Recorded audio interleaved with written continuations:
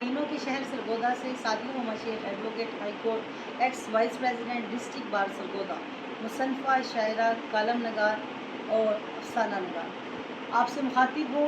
यौम तकबीर के हवाले से यही कहूँगी कि हमारी बर्री, बहरी और फ़ज़ाई फ़ौज किसी तरह किसी से मुल्क की फ़ौज से कम नहीं है, बल्कि ये नंबर 1 फ़ौज है। अभी हालिया जो जंगी सूरत हाल थी उसमें पाक फ़ौज ने ये साबित कर दिया, हमारी फ़ज़ाइया ने ये साबित कर दिया कि हम किसी से कम नहीं और हम दुश्मन की हर ललकार का जवाब देना जानते हैं।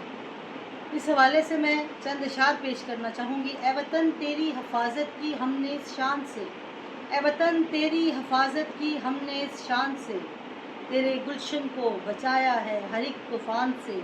ला इलाहा कहकर जो हम मैदान में उतरे, ला इलाहा कहकर जो हम मैदान में उतरे हुमा, कांपती हैं कुफ्र की टांगे बस इसी ललकार से।